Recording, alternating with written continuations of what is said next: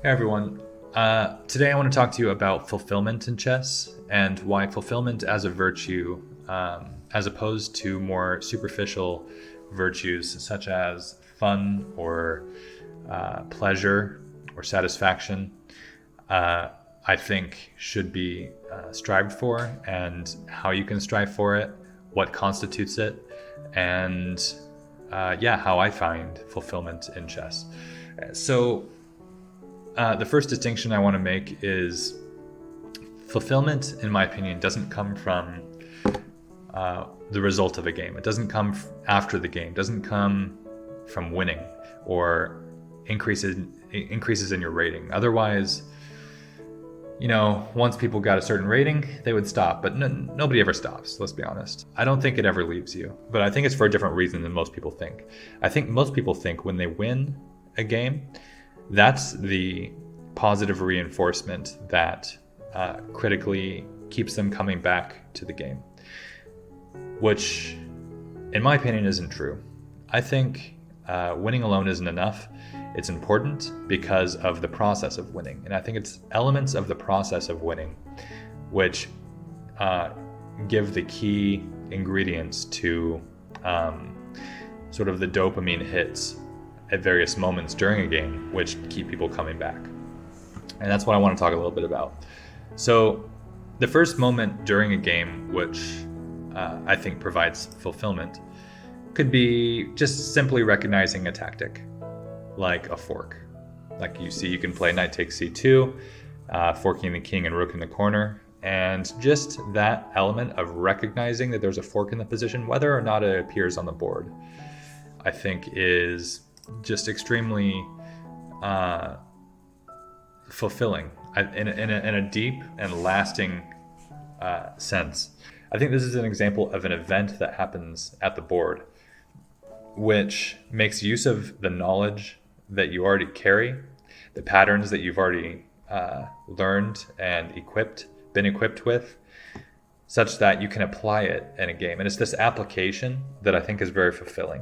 If you don't get the chance to apply your knowledge in chess, then it's not going to give you anything, really. I mean, if you win a game, if you can imagine such a game where you don't use any of your knowledge of chess, it's impossible to sort of divorce yourself from that scenario of winning a game without any tactics, for example, or just any chess knowledge. But if you can imagine, that's what computers do, and that's what separates us from our silicon overlords, is that we actually have a consciousness, and we have an experience which is attached to the events that goes on during a game. And without this experience, we're not going to want to come back. So the victory might be necessary, but it's insufficient for the fulfillment in a true sense. Another moment which can provide fulfillment during a game could be the moment when the winning plan comes to you. This is a nice way to contrast the moment when you win a game and sort of the surprise and that element of mystery of what's going to happen in a game is gone. It sort of expires and dissipates, it evaporates, with the moment when the winning plan comes to you like a bolt of lightning. You might not have been expecting to have sort of the epiphany, the revelation that you have sort of this brilliant combination, maybe, or just like maybe a quiet, subtle positional maneuver that your opponent didn't see, and won't see, and is just sort of unstoppable. These sort of things carry, I think, a really interesting potential energy because they haven't yet landed on the board. Like the moment these things come to you but haven't landed on the board is a nice sweet spot. It's a nice middle ground where these things have not transpired, but they've sort of transpired in your head. And that's a beautiful moment, I think. And that's when true fulfillment happens. I think when you win the game, when you shake hands with your opponent and he resigns, the clocks are stopped, I think all of the air sort of diffuses from that hot air balloon of your fulfillment. And okay, well, not fulfillment. The fulfillment endures, but the hot air balloon, I guess, would contain your satisfaction that you're experiencing during a game. And I think once you win a game, you're almost a little disappointed because you're no longer in that space where you have a winning position. When the game's over, and you're not winning anymore. You've won, which I think people forget is the end of something beautiful. It's kind of like dying.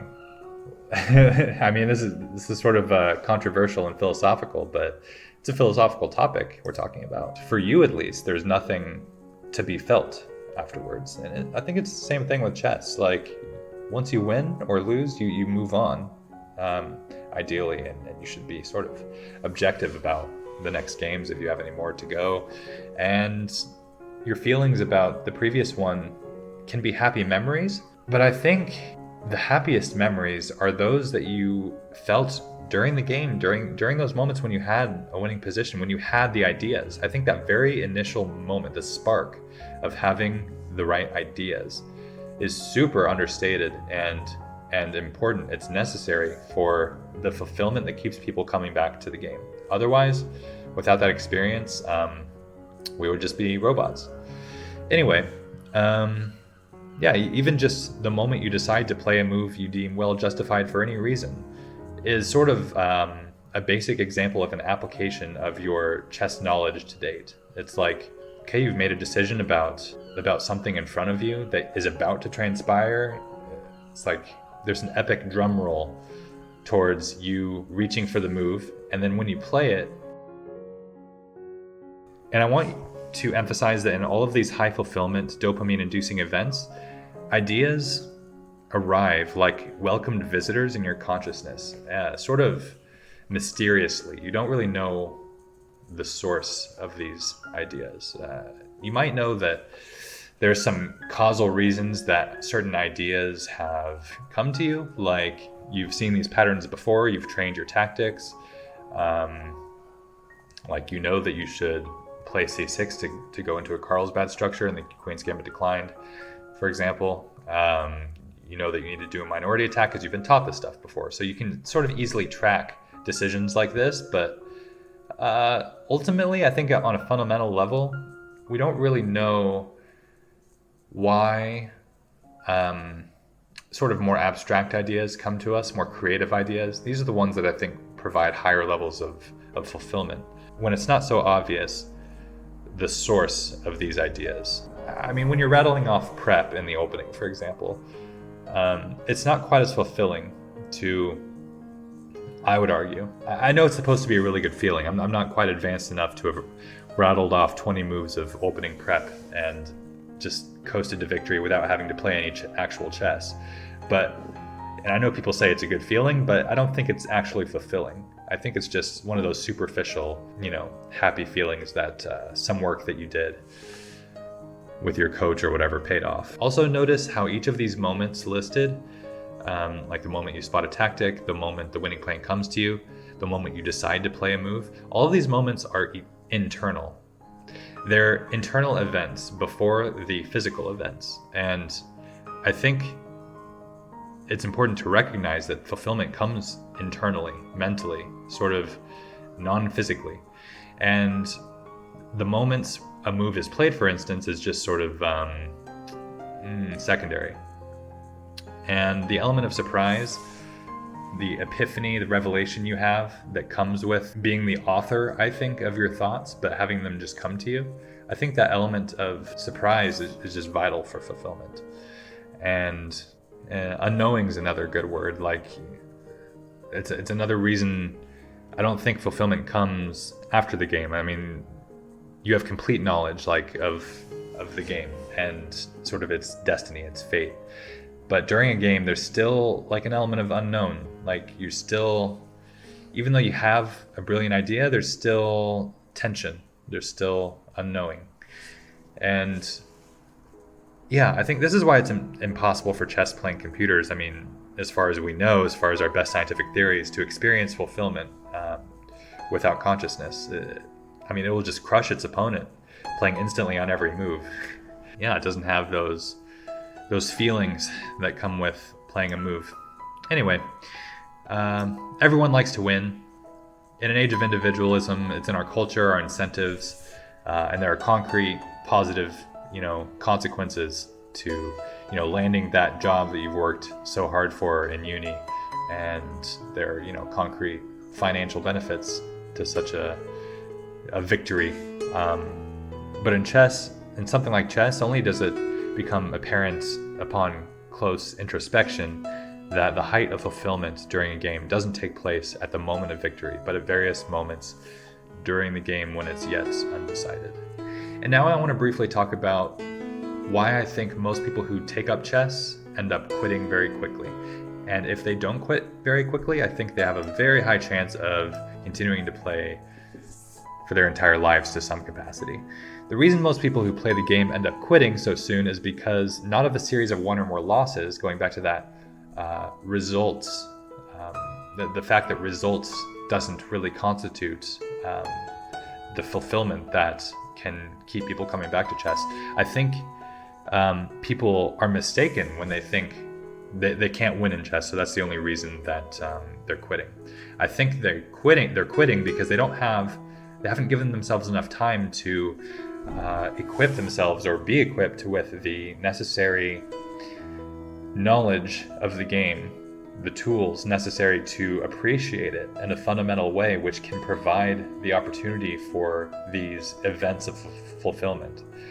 So that's why I think it's very important to reach a minimum threshold of knowledge in chess before you quit. If you want to start pursuing any endeavor, really, I think you need to give yourself a minimum threshold of knowledge. You need to stick with it until you kind of know what you're doing a little bit. And then you can decide for yourself whether it's for you, because it's not for everyone.